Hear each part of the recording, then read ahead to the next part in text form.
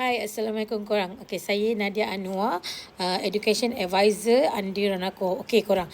So, saya nak beritahu korang kita punya intake Februari 2026 dah pun nak bermula. Okey, kita punya pendaftaran setiap hari Ahad. So, which is minggu lepas kita dah start registration 25 hari bulan 1.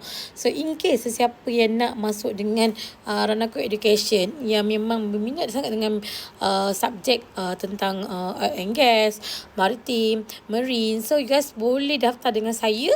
And then kita sekarang ada banyak sangat rebate. Okay, untuk yang masuk pada bulan Februari, kita ada rebate 4,000. Dan kita ada cara pembayaran setiap golongan. Contoh kalau you guys STR, M40, T20, semua ada package kewangan dia. So kalau korang yang nak masuk dalam oil and gas, kita pun ada sediakan PTPTN, okay, untuk program diploma kita.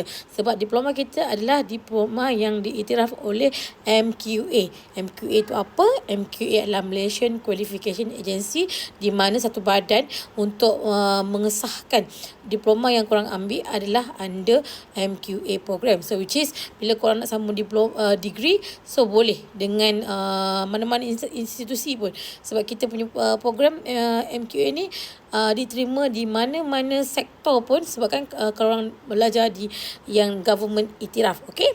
Okay, faham setakat ni? Alright. Okay, so selain tu, apa lagi? In case kalau korang lepasan SPM, okay, yang tengah tunggu result, yang belum keluar lagi result, so korang boleh pakai guna korang punya trial result. Okay, trial result SPM korang boleh diguna pakai, which is korang boleh tengok online kan. So korang boleh bagi saya untuk refer dekat untuk cek kelayakan. Okay, so untuk lagi apa bagi promo, penginapan dan pengangkutan SEM 1 free sahaja. In case kalau duduk SEM 2 korang kena keluar, korang boleh share ramai-ramai. So sama je macam mana korang pergi ke IPTA pun SEM 2 korang kena keluar and cari rumah sewa. Tapi in case kalau korang tak jumpa, korang boleh minta apply dekat warden, nak mengatakan yang korang nak stay lagi dalam hostel. Ada bayaran dikenakan dan depends on kekosongan. Okay, untuk pekelajar dari Borneo, so kita ada tiket flight sehala secara percuma. Alright. Okay, selain tu, okay, apa lagi? Apa yang diploma kita ada? Kita ada diploma in maritime management, kita ada diploma marine engineering, kita ada diploma marine cargo surveying, kita ada offshore, kita ada OSHA, kita ada culinary arts, dan adalah beberapa lagi. So kita ada 9 total diploma yang kita ada, dan intake Februari, Julai, Oktober. And then ada 4 course yang 4 ke 2 macam tu yang diorang punya intake April ataupun Oktober. Okay guys, so jangan lepaskan peluang.